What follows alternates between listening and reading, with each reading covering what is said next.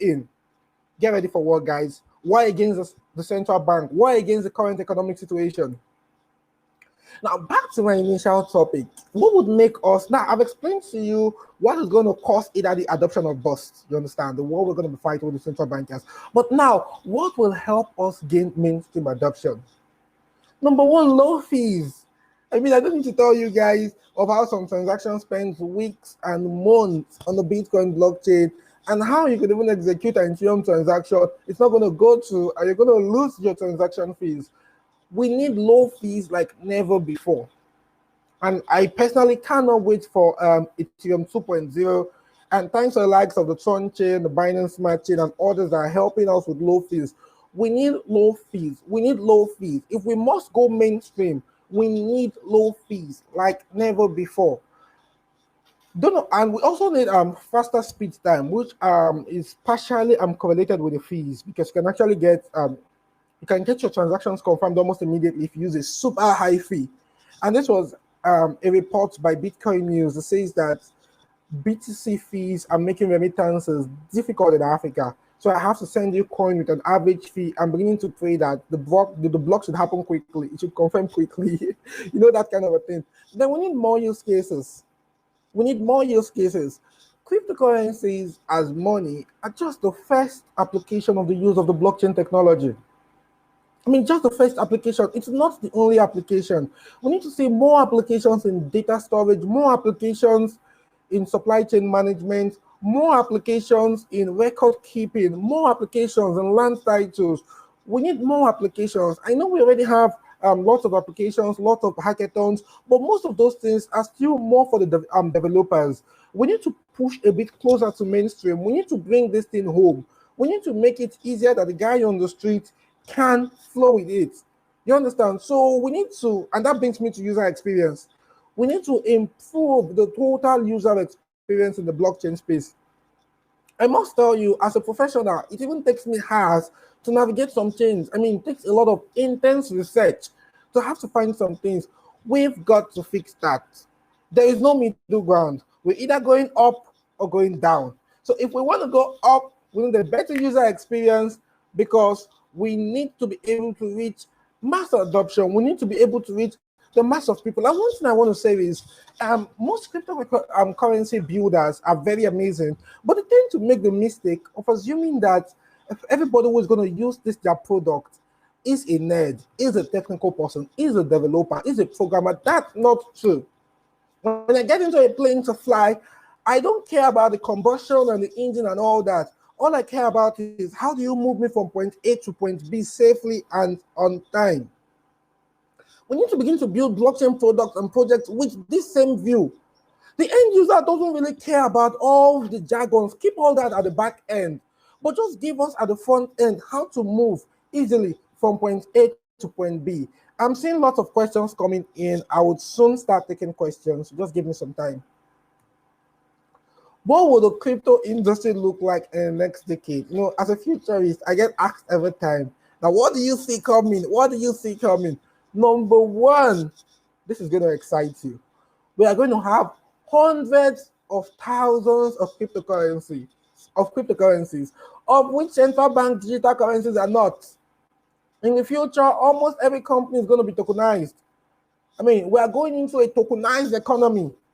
Everybody is going to have their own token. Everybody is going to have their own coin. If you think that we have a lot of shit coins, or low cap coins today, you've not seen anything. We are going to end this decade with 10 times more coins and tokens that we have today.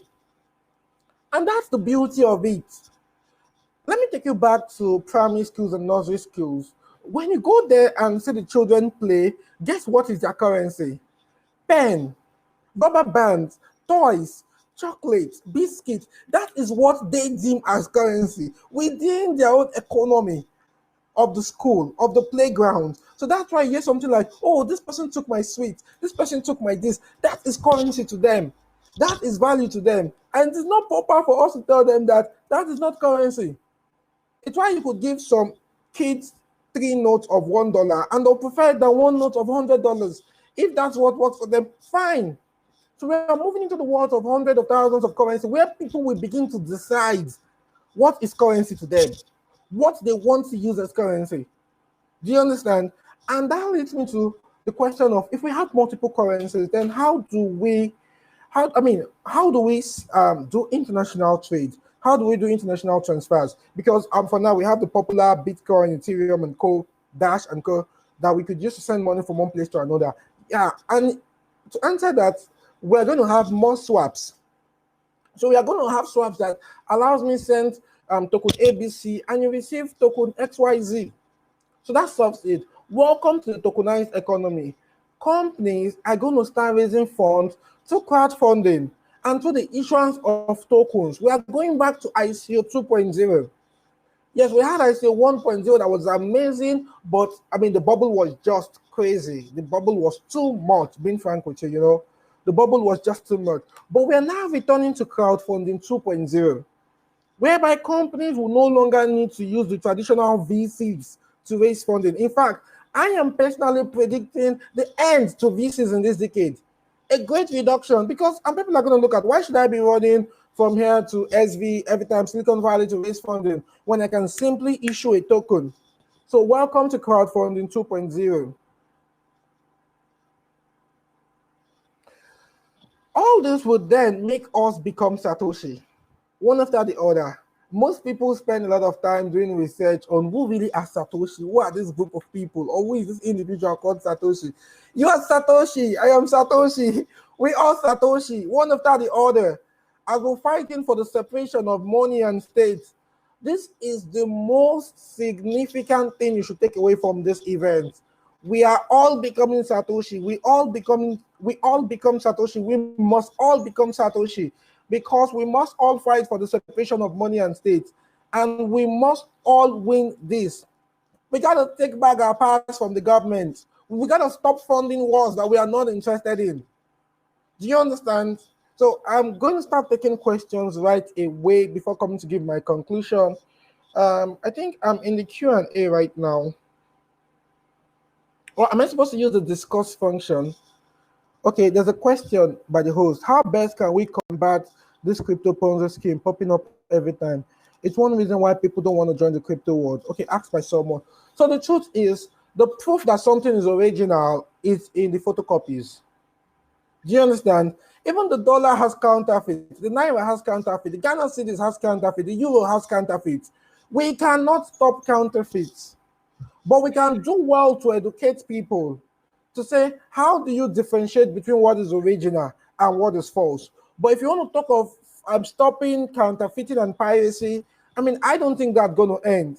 It's happening in the music industry. Musics are pirated globally daily. Movies are pirated. I mean, you see a major movie is going to land on Netflix, and in 60 minutes, it's already on pirated networks all over the world. So we are not going to be able to fully stop piracy.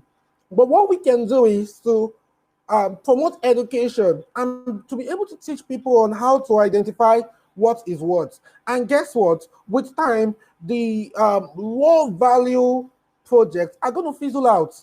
Also, it happened. I mean, how many projects from the 2017-2018 ICO craze are you still seeing today?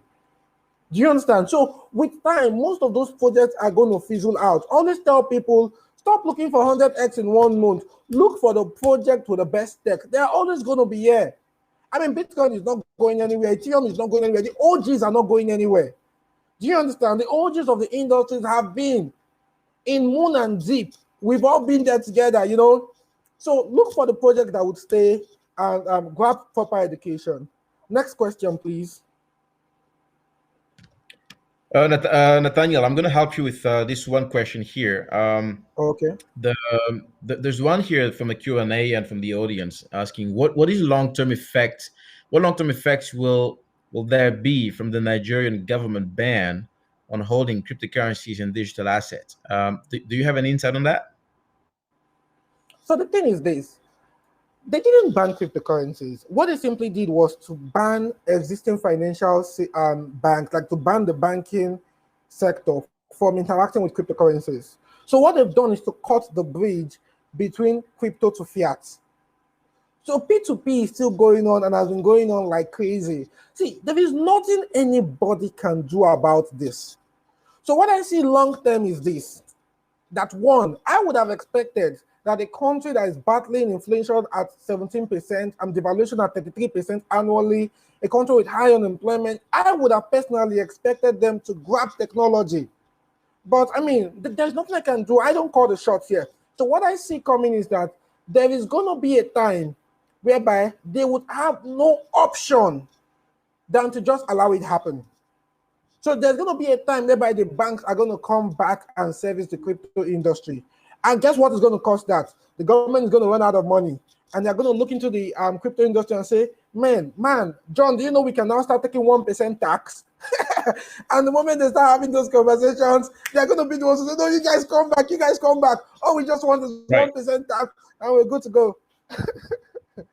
Absolutely. So that's it. So our other African countries are actively blocking cryptocurrency and blockchain technology. What do you advise people to do? I know it's not only in Nigeria, although South Africa is a little bit relaxed with regard to that, but there's also other countries that I've seen in the DRC, for example, still lagging behind. I am from the DRC and I know exactly what's going on there.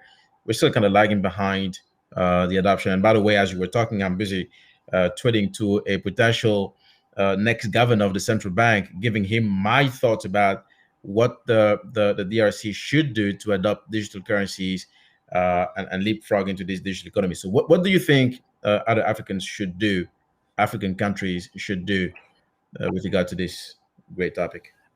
Like I said, I expect African countries to grab cryptocurrency with both hands. But you see, you have to separate what is happening from what is going on. What is happening is also in the media and everything. You have to look deeply to see what is going on. What is going on is that governments are beginning to see again and again that you can send money from the DRC to me in Nigeria without passing through their systems. They're beginning to see that you can create a DeFi token all of a sudden and raise $200 million. I mean, they can't understand it. You are never supposed to be a millionaire in dollars without their blessings. Do you understand? So they are beginning to see that a young generation, Gen Y, Gen Zs, are beginning to create wealth like never before. And there is no way they can come and take a stake in the options. There is no way they can come and take a stake in the technology. So all they're just trying to do is trying to see a way to frustrate it and everything. But I think that's dumb. I think that's blind. I think that's short-sighted. And I think long-term, that's why I've declared this to be a war. I'm not here to be a central bank apologist. We are in warfare, the separation of money and state, and we have no option than to win it. So that's it. Keep building. We have no option. Listen, Dash stands for digital cash, okay? But at the same time, we haven't seen a lot of traction from Dash over the last probably couple of years, right? I subscribe to Dash's momentum for them to being able to achieve so many great things, and I'm going to combine this with the question that I see here. But for us to really better understand what's going on in the monetary world and how government or central bank perceive things, I think it's quite important for us to be able to describe or define what a digital currency or a currency is in a digital world, right? So there's two aspects. What the central banks or the government legally calls a digital currency and a virtual currency. So I think a digital currency probably goes from a currency that will bear a legalistic aspect or legal tender, whereby a virtual currency is not. It's more liberalistic. It's more for the libertarian. It's more like Bitcoin, right? So there's two aspects: digital currency, legal, and only the central bank can actually issue that, and virtual currency not legal like Bitcoin and so forth. So one question here from somebody that I want to pick here is, cryptocurrencies are still valued in fiat currency. That fiat currency could potentially be that digital currency that the central bank issues or whatnot. Now, moving value in dollars from one country to another and cashing out in fiat currency is nothing more than a payments mechanism. What do you say? What do you say for that perspective, really? Okay, so first off, I think that we should not expect too much from a young technology. I mean, this whole blockchain crypto is barely 12 years old. Now, every new technology has to work in the shoes of the existing technology, even if it's going to disrupt it. Do you understand? So I'll give you an example. When cars were invented, the existing road systems were for horses. There were not enough gas stations everywhere. And the cars were always having issues because they were passing through roads for horses and they were always breaking down. That is what is already happening. Crypto is using the existing financial structures. It's just for now. It's a phase in the adoption. For instance, we're already seeing lots of stable coins coming up. So what it means is, initially when I got into crypto, if the market was dumping, you had to come to fiat. Then you had to go back from fiat to crypto. But now you can comfortably move from crypto to crypto stable coins. I see a future where people will be able to work with their crypto stable coins into shops along the road and pay with crypto stable coins. I mean, the moment we're able to establish that network, I'm able to pay my the grocery store I use, and they are able to pay their supplier in that stable coin. We've already have almost an entire economy with very little interaction with fiat. We will still have fiat interactions, but it will only be at a more reduced level. So I think those are one of the things we are going to see in adoption, and that was why I was calling for a better user experience. I'm doing my presentation. That was why I was calling that it's time to move away from just creating dApps for developers to start creating what the guy on the street can use. Do you understand? Now, you asked about Dash's momentum. The crypto industry, for now, still values dApps and all that. That is the phase we are in. And Dash is building for something that is going to be in the future. Dash wants to be the currency for everyday use. We have not fully gotten there yet. So we are still at the stage of dApps gaining momentum and all things. And that is why Dash is working on something called the Dash Evolution. Right. Dash platform, something that you can build your own tokens on Dash, the way you do on the Binance Smart Chain, the way you do on Tron and Ethereum. So Dash is working on that, and that's going to be released later this year. So I really want you to look into that. Then is this something else you mentioned I've not attended to? Okay, you talked about the fact that if we are sending currencies from one place to another, and we still need to cash out in the USD, or crypto is still USD denominated. What I will tell you regarding that is crypto is not USD dominated.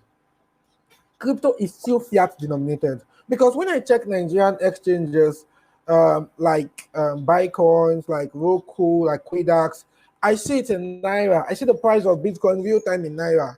The only reason why on CoinMarketCap and on popular websites you see dollar being quoted is because subconsciously we have all come to adopt the dollar as a more unified language. So if I'm speaking and I mention 200 Naira now, it's going to be difficult for you to convert your currency in DRC.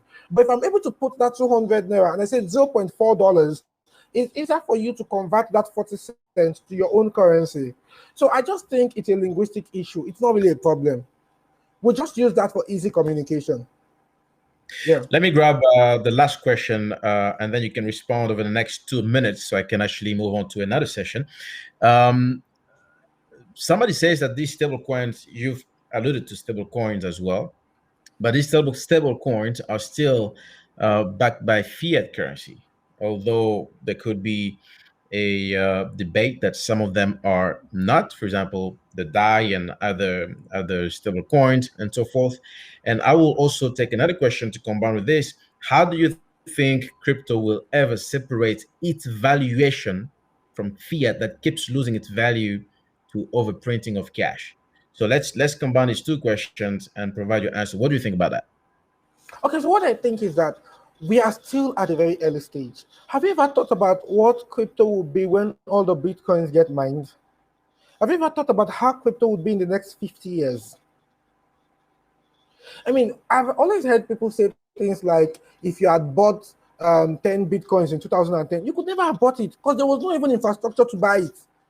True. No, have you heard of all those things? If you had bought 100 Bitcoin in 2009, you could never have bought it. There was no way. You could not. I know what I'm telling you. In fact, most people who ended up buying coins very early, they left it in exchanges, and those exchanges were hacked.